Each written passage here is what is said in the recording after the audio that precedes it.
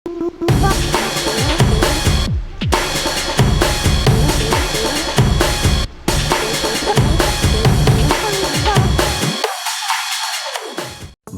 অনূর্ধ্ব-23 footballer mark জোথানপুরিয়া ৩ বছরের চুক্তিতে ২০২৬-২৭ সাল পর্যন্ত যোগ দিলেন ইস্টবেঙ্গল এফসিতে। জোথানপুরিয়া একজন বহুমুখী ফুটবলার যিনি মিডফিল্ড এবং রক্ষণ উভয়েই খেলতে পারেন।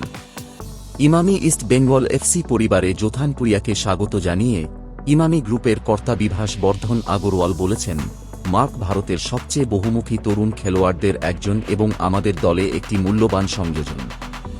ভবিষ্যৎ তার জন্য উজ্জ্বল এবং আমরা তাকে লালন পালন করব যাতে তার সেরা ক্ষমতাগুলো তুলে ধরা হয়। ইমামি ইস্ট বেঙ্গল এফসি প্রধান কোচ কার্লেস কুয়াদরাত জোথানপুরিয়ার বহুমুখিতা তুলে ধরে বলেছেন, মার্ক চমৎকার গুণসম্পন্ন একজন তরুণ খেলোয়াড়। তার বহুমুখিতা আমাদের দলকে সাহায্য করার জন্য তাকে বিভিন্ন ভূমিকার জন্য বিবেচনা করার অনুমতি দেবে। সে আইএসএলের যথেষ্ট অভিজ্ঞতা অর্জন করেছে এবং ফুটবলার হিসেবে পরবর্তী স্তরে পৌঁছানোর জন্য ইমামি ইস্টবেঙ্গলে যোগ দিচ্ছেন এবং তার উন্নতি ও সাফল্য নিশ্চিত করতে আমরা তাকে উপযুক্ত পরিবেশ দেব। মিজোরামে জন্মগ্রহণকারী জোথানপুরিয়া ২০২০-২১ মরশুমে হায়দ্রাবাদ এফসির প্রথম দলে উন্নীত হওয়ার আগে এফসি ইউনিভার্সিটির গ্রুপ দল এবং হায়দ্রাবাদ এফসি রিজার্ভ দলের অংশ ছিলেন। হায়দ্রাবাদ এফসির হয়ে নিয়মিত শুরু করে এবং তাদের অন্যতম প্রধান খেলোয়াড় হিসেবে আবির্ভূত হয়ে ২২ বছর বয়সী ফুটবলার আগের মৌসুমে জনপ্রিয়তা অর্জন করেছেন। জোথানপুরিয়া ফের ২০২১-২২ এসো কাপ জয়ী দলের অংশ ছিলেন।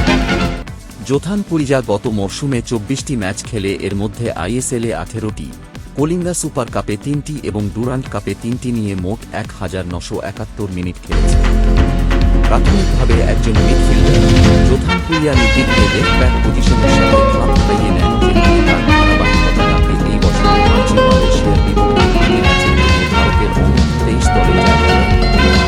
২০২৩-২৪ আইএসএলে left back, left wing back, defensive midfielder এবং সেন্টার ব্যাক হিসেবে খেলে জোথানপুরিয়া একটি অ্যাসিস্ট, একটি ৮১% পাসিং নির্ভুলতা, ২৩টি কি পাস, ৭৩টি সফল ডুয়েল, ৯৫টি রিকভার, ২০টি ইন্টারসেপশন এবং ২৬টি ক্লিয়ারেন্স রেজিস্টার করেছে।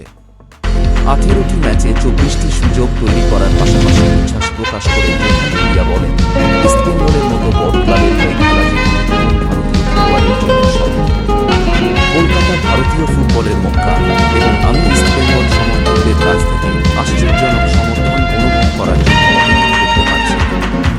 আমার প্রতি বিশ্বাস দেখানোর জন্য আমি কোচ কার্লেস এবং ইমামি ইস্টবেঙ্গল ম্যানেজমেন্টের কাছে কৃতজ্ঞ।